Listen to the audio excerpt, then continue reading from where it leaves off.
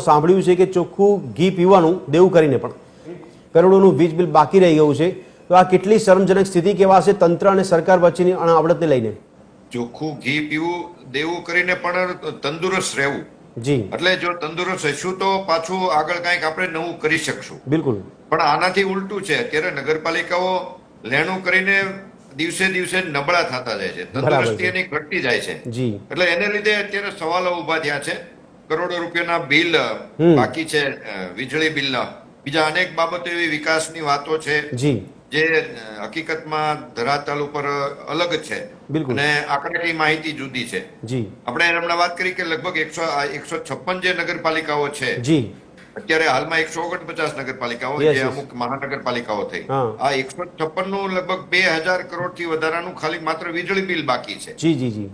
એટલે આ જોઈએ તો આપણે નગરપાલિકાઓની આ હાલત કઈ રીતે થઈ, શા માટે થઈ અને ક્યારથી થઈ એ વિચારીએ તો સૌથી પહેલા તો એક તો ઓક્ટ્રોય બંધ થઈ, જેનો મૂળભૂત આવક ચાલુ હતી એ ઓક્ટ્રોય બંધ થઈ. અને પછી જે પ્રમુખ પદની જે 2.5 વર્ષની ટર્મ આવી, એટલે એમાં તારા પછી મારો મેં પછી ગારો, એની જેમ આપણે 2.5 વર્ષની ટર્મ છે, બિલકુલ સમય છે ટૂંકો, લૂંટાય એટલું લૂંટી લ્યો, એવી જે માનસિકતાથી વહીવટ થવા માંડ્યા શાસનમાં. અને એ જે અધિકારીઓને જે શાસકોને બેસાડવામાં આવ્યા એ પણ જેને કહેવાય ને કે લાયક માણસોની બદલે અંડરમાં રહે, વહીવટી નબળા હોય, જાતિ વિશેષથી એમની સિલેક્શન થતું હોય, અને જે તે જાતિમાં તે જે વિશેષ વહીવટી સક્ષમ હોય લોકો, બિલકુલ એમનું પસંદગી ન થાવી, અને જે નબળા માણસની પસંદગી થાવી જેમને વહીવટી આવડત ન હોય. બરાબર. એટલે એવી જે સમજો 5 વર્ષ 7 વર્ષ એવી ચેનલ આખી નબળી આવી, એટલે વીજળી બિલ જે ચડી ગયા ચૂકવવાના થતા, પછીના જે જો કોઈ સારો શાસક હોય આવે, કોઈ સારા ચીફ ઓફિસર આવે કે સારા પ્રમુખ આવે, તો પણ એમને પહોંચી વળવું, એ વીજળી બિલ ચડતર બિલ ને પહોંચી વળવું એ અઘરું છે. એમના આવકના સોર્સિસ જ ઓછા છે. અને બીજી બાજુ રાજ્ય સરકારની વાત કરીએ તો એમાં જે કર્મચારીઓની ભરતી સમયસર નગરપાલિકાઓમાં થવી જોઈએ, એ નગરપાલિકાઓમાં સમયસર ભરતીઓ પણ નથી થતી, જેને લીધે ટેક્સના જે રિકવરી કરવાની હોય, જે ઘરવેરા છે, પાણીના વેરા છે, એની પાસે સ્ટાફ જ નથી કે વેરા ઉઘરાવી શકે. જી, કારણ કે સરકારમાંથી જ નિમાયેલા લોકો હોય છે, તો આપે કીધું કે આવડત છે, કદાચ આવડત હોય તેમ છતાં પણ એ લોકો પ્રભાવિત કામ ના કરી શકતા હોય, એવું શક્ય બને? જી, ચીફ ઓફિસરનો જે હોદ્દો છે એ રાજ્ય સરકાર હસ્તક છે અને પ્રમુખ છે એ પક્ષ હસ્તક છે. અને જનરલી આપણે જોઈએ છીએ બીજેપીના શાસન લગભગ મેક્સિમમ નગરપાલિકાઓમાં છે. બિલકુલ. પરંતુ વિકાસની વાતમાં વિશેષ વિકાસ એવું વહીવટી શાસન નથી આપી શકી લગભગ 80% નગરપાલિકાઓ. એટલે એક સરખું જ કંગાળ શાસન છે, તો એના મૂળમાં તો પક્ષ પણ જવાબદાર હોય અને જે તે શાસકો પણ જવાબદાર હોય. અને એ જે નાના શહેરોના જે વ્યાપ વધી રહ્યો છે, વસ્તી વધી રહી છે, એની સાથેની એનું ગ્રાન્ટ જે વધવી જોઈએ એ પણ વધતી નથી, અને આવકના સાધનો જે વધવા જોઈએ એ નથી વધતા. બરાબર. નગરપાલિકા અનેક બાબતોથી ઘેરાયેલી છે. નહીં, પણ પ્રદ્યુમનજી આપે કીધું આવકના સાધનો વધતા નથી, પણ આમાં જે માળખું છે, કરવેરાના આવકનું માળખું, એમાં સરકાર પણ ઘણી સમયે મદદ કરતી હોય છે નગરપાલિકાઓને, કારણ કે સહાય રૂપે પણ રકમ આપવામાં આવતી હોય છે, ફાળવવામાં આવતી હોય છે. જી, સરકાર લોન પણ આપે છે. આ રીતના જે ચડતર વીજળી બિલો થઈ ગયા હોય એ લોન પણ આપે છે. તો એ લોન અંતે તો એને વ્યાજ તો ચૂકવવાનું જ છે. એટલે એક તો પડ્યા ઉપર ડામ છે, જે છે એ ચૂકવી ન શકતા હોય, એમાં નવા એની પાસે આવકના સોર્સિસ ઉભા નથી કરી શકતા. નગરપાલિકાઓ બીજી જાહેરાતો માંથી આવક ઉભા કરવા કે ભાડામાંથી આવક ઉભી કરવી કે અન્ય બીજી બાબતોમાંથી આવક ઉભી કરવી એ ઉભી નથી કરી શકતી. પોતાના ટેક્સ જે વસૂલવાના છે, પાણીના કે ઘરવેરાના કે બીજા કરવેરા જે છે, એ સમયસર એની પાસે સ્ટાફની ખામી છે, એ નથી પોતે ઉઘરાવી શકતો. બરાબર. અને ઉપરથી સ્ટાફ પણ જે ટેમ્પરરી રાખે છે એનો પગાર પણ નગરપાલિકાએ પોતે ચૂકવવાનો હોય છે, એ રાજ્ય સરકાર નથી આપતી. એવા અનેક વિપરીત સંજોગો પણ છે. અને જે શાસનમાં બેસે છે લોકો, પાસેથી કામ લેવામાં નથી આવતું, પરફોર્મન્સ લેવામાં નથી આવતું, એટલે ભ્રષ્ટાચાર એ સૌથી મોટો સરકારી ચાયફા કે ઉત્સવ હોય ત્યારે આપણને વિકાસની લાઈટો જોરશોરથી જોવા મળતી હોય છે, મોટા પ્રમાણમાં આયોજન કરવામાં આવે છે, પણ આવી સ્થિતિમાં જ્યારે નગરપાલિકાઓ પોતે જ વીજ બિલ ના ભરી શકતી હોય તો પછી આ દેખાડા કેટલા વ્યાજબી? શહેરને જળહળતો કરવો એક જાય કે તાઇફા જેને કહી છે આપણે, અલગ અલગ કારણોસર બધા આપણે જોઈએ છીએ સર્કલોમાં, તહેવારોમાં અને અલગ બાબતોમાં. જી. આમ તો ઉત્સવોનું નિમિત્ત જ ગોતતા હોય છે સરકાર, જેની પહેલી દ્રષ્ટિએ એમ થાય કે મોટો વિકાસ છે, મોટી વાત ને સારી વાત છે. પરંતુ એની પછીના જે આ પરિણામો છે, ભરવાના પૈસા ભરવાના બાકી હોય, ક્ષમતા ન હોય, અને એ કોન્ટ્રાક્ટો જે અપાય છે એમાં પણ મોટા ભ્રષ્ટાચારો થાય છે. બિલકુલ. અને જીઈબી ના બિલમાં જોઈએ ટાઈમસર જો ગ્રાન્ટ જે તે આવતી હોય ભરે, પણ એમાં તો ભ્રષ્ટાચાર, એમાં ટકાવારી તો જે તે કર્મચારીને કે જે શાસકોને મળતી નથી. એટલે એ ગમે એમ કરીને પેમેન્ટ એનું એવોઇડ કરે છે, અને અન્ય રોડ, રસ્તા અને ગટરના અને જે કોઈ કામો છે એમાં જેમાં ભ્રષ્ટાચારનું પ્રમાણ મોટું છે, ટકાવારી ગમે તે રીતે પૈસા કાઢી શકે છે શાસકો. એટલે એ ગ્રાન્ટ એવી જગ્યાએ વપરાય છે, અને આ મૂળ જે સમસ્યા ઊભી રહી છે. અને જો આપણે એક જ વિચાર કરીએ કે વીજળીની જે આ કંપનીઓ છે સરકારની છે, બિલકુલ, અને જો પ્રાઇવેટ કોઈ કંપનીઓ હોય તો એનું આટલો પૈસા પેમેન્ટ બાકી રહે ખરું? કેમ કે સરકાર જ એનો રસ્તો કરે, સરકારને જ ઉપરથી જે તે કંપની સાથે કોની લાગણી હોય, બરાબર, કે જે કોઈ રીતે એનો રસ્તો કરે કે આટલું આવું ખોટો વહીવટ ન થાય, સમયસર વીજળી બિલ ભરાઈ જાય. પરંતુ સરકારનો જે હોલ્ટ હોવો જોઈએ, જે જવાબ માંગવો જોઈએ, જવાબદેહી જે તે કર્મચારી તરફ પાસેથી માંગવું જોઈએ, ચીફ ઓફિસર પાસેથી, બિલકુલ, એમને પાવર આપવા જોઈએ, એ નથી થયા. એને લીધે આ પ્રજા હેરાન થઈ છે. હોય ને આપણે અસક્ષમ હોઈએ વીજ બિલ ભરવા માટે, તો પછી શહેરીજનો જો કેન્દ્ર બિંદુમાં ન હોય તો ખરેખર દેવું કરીને આ સ્થિતિને આપણે આગળ ધપાવી જોઈએ. ચિંતા કરવાની જરૂર લાગે છે આપણે, કારણ કે મહેશભાઈ કહે છે કે નાગરિક તરીકે આપણે પોતે જવાબદાર છે.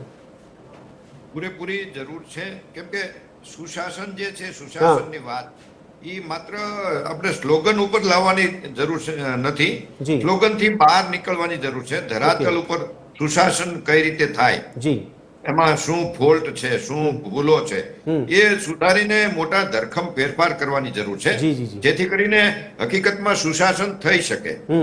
અને સુશાસન નથી, એના લીધે જ આ પ્રશ્ન ઉભો થયો છે. આપણે જોઈએ છીએ અનેક કરોડોની ગ્રાન્ટ આવે છે નગરપાલિકાઓમાં. સ્વર્ણિમ જયંતિ મુખ્યપ્રધાન યોજના હેઠળ આવે છે, નાણાં પંચની ગ્રાન્ટ આવે છે, એમાં બીજી અલગ અલગ ખાસ યોજનાઓ આવે છે, જેમાં સ્વચ્છતા માટેની અલગ ગ્રાન્ટ આવે છે, બ્યુટિફિકેશન માટે આવે છે, ચોક્કસ પ્રોજેક્ટ હોય શહેરને રળિયામણા બનાવવા માટેનું, એના અલગ અલગ ગ્રાન્ટ આવે છે. પણ આ તો દીવામાં અંધારું એવી વાત છે. બ્યુટિફિકેશન ને મોટા તાઇફા કરવા, બ્યુટિફિકેશન બનાવવું, પછી પાછું તમારે વીજળીના તમે બિલ ન ભરી શકતા, એટલે અંધારું થાય. તો આ બ્યુટી કોને માટે આપણે બતાવશું? અંધારામાં બ્યુટી પણ ક્યાં બતાવશું, કોને બતાવશું? એટલે એ વિચારવાનું છે કે આના માટે હવે શું કરવું જોઈએ, સુધારા કયા પ્રકારના કરવા જોઈએ, ધરખમ ફેરફારો, જેને સાચું સુશાસન કઈ રીતે આવે એ માટે સરકારે અને જે કાંઈ કર્મચારી અધિકારીઓ છે એને કરવાનું છે. બાકી વિકાસ તો થાય જ છે, પણ એ કોનો થાય છે? શાસકોનો અને કર્મચારીઓનો. પ્રજાજનોને તો ઇનકેન પ્રકારે આ જે બિલ બાકી છે ભરવાના છે, આજની કાલ ટેક્સ ઉપર મોટો આવશે, વધારો આવશે, જે તે પ્રજાજનની ઉપર જ આવવાનો છે. બિલકુલ, બિલકુલ. એટલે આ શા માટે આ ભૂલ છે, એની જવાબદેહી કોણ? કર્મચારીઓ છે, ઓફિસરો છે, પ્રમુખ છે, ચીફ ઓફિસર છે, એની જવાબદેહી પણ એની ઉપર બનવી જોઈએ. શા માટે નથી થતું? બિલકુલ. અને જે ટેક્સ કલેક્શન છે એ સ્ટ્રોંગ બનાવવું જોઈએ, એના માટે જરૂરી સ્ટાફ જે સરકારે પૂરા પાડવા જોઈએ, એ પણ નથી. એવી અનેક બાબતો છે કે સક્ષમ વ્યક્તિઓની નિમણૂક કરવી જોઈએ. ખાસ તો ભ્રષ્ટાચાર ડામવો જોઈએ. ભ્રષ્ટાચારમાં તે સજાઓ થવી જોઈએ, જે કઈ એને ભ્રષ્ટાચારની ખામીઓ છે દૂર કરવી જોઈએ, તો જ આપણે એને સુશાસન કહીએ. બાકી તો માત્ર સ્લોગનમાં સુશાસન છે અને ભ્રષ્ટાચારની ભરમાર ગામે ગામ જે દરેક નગરપાલિકાઓમાં લોકો ત્રાહિમામ થઈ ગયા છે. અને કોન્ટ્રાક્ટરો છે, કર્મચારીઓ છે કે પ્રમુખો છે, એની કામમાં જવાબદારી બનવી જોઈએ, પ્રોજેક્ટમાં જવાબદારી બનવી જોઈએ. અને જે કોઈ આયોજક, જે કોઈ શાસકો છે, અધિકારી અને પ્રમુખ જે કોઈ નિમણૂક થાય છે, એને ટ્રેન્ડ હોવો જોઈએ, અથવા તો એને ટ્રેનિંગ મળી રહે એ માટેનું સુશાસન વ્યવસ્થા કરવી જોઈએ કે આ પ્રકારનું એડમિનિસ્ટ્રેશન થવું જોઈએ. તમારી જવાબદારી છે. અને અનેક એવી વહીવટી ગ્રાન્ટ પણ વધારવાની જરૂર છે, કેમ કે હવે ઓક્ટ્રોયની આવક નથી નગરપાલિકાઓની પાસે. અને ખાસ તો ખોટા ઉત્સવોના તાઇફા પણ બંધ કરવા જોઈએ. જો આ હાલત હોય અને છતાંય ત્યાં તાઇફા ચાલુ હોય તો પછી એ તાઇફાના ગ્રાન્ટ જે છે એ તમે આ જીઈબી ને બિલમાં આપો ને તો એ તે નગરપાલિકાનો તો ભલું થશે. બિલકુલ. પણ એ સરકારે પણ સુશાસન બાબત ગંભીર થવું પડે, માત્ર સ્લોગનમાં નહીં ચાલે. તો એમનું પીઠબળ રાજ્ય સરકાર છે, રાજ્ય સરકાર ફોડી લેશે, નગરપાલિકામાં નગરજનોએ ચિંતા કરવાની જરૂર લાગે છે આપણે? નળ ગટરના તો સુવિધા સંતોષજનક છે. રોડ રસ્તા સમજો ભ્રષ્ટાચારને લીધે રોડ રસ્તા દર વર્ષે કે દર 2 વર્ષે આરસીસી જે વારંવાર બની રહ્યા છે અને ભ્રષ્ટાચાર પણ છે અને પ્રજાને વચ્ચેના સમયમાં કઈક તકલીફ હોય ત્યાં પાછો થોડો સમય હેરાનગતિ થાય ને પછી પાછું નવેસરથી એ રોડ રસ્તા બની રહ્યા છે, એ પ્રોબ્લેમ નથી.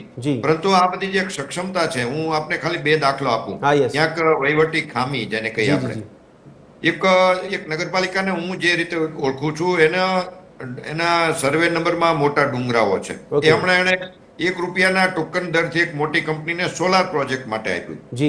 હવે એ નગરપાલિકાને 10 કરોડથી વધારે એનું વીજળીનું બિલ ઓલરેડી બાકી છે. તો વહીવટી ખામી જેને કહેવાય ને મનસા, કે એમાં એની એવી કોઈ કન્ડિશન કે શરતો રાખે કે જેથી નગરપાલિકાને આવક ઊભી થાય, પણ એવી આવક જે તે શાસકોએ ઊભી ન કરી, એ કરીએ છે તો એના પોતાની કરીએ છે, પણ નગરપાલિકાનું હિત ના જોયું. એક બીજી એક મોટી યાત્રાધામ છે એક નગરપાલિકા જે હું જાણું છું, જે 4-5 વર્ષ પહેલા એની ફિલ્ટર પ્લાન્ટમાં લગભગ ₹6 કરોડ ખર્ચ કર્યો, ઓન પેપર કર્યો, ત્યાં તો થાગડ થીગર કરી. એ ફિલ્ટર પ્લાન્ટ તો ચાલુ ન જ થયો, આજની તારીખમાં એ વગર ફિલ્ટરનું પાણી એ નગરને મળે છે. તો એ 6 કરોડનો ખર્ચો કાગળિયા ઉપર થયો કે જે રીતે થયો. હવે એ નગરપાલિકાનો 12 કરોડથી વધારે એનું કે સમથિંગ જે મોટું વીજળીનું બિલ બાકી છે. એટલે આજે શાસનની ખામી, સુશાસનની, એ સોલ્વ કરવાની જરૂર છે.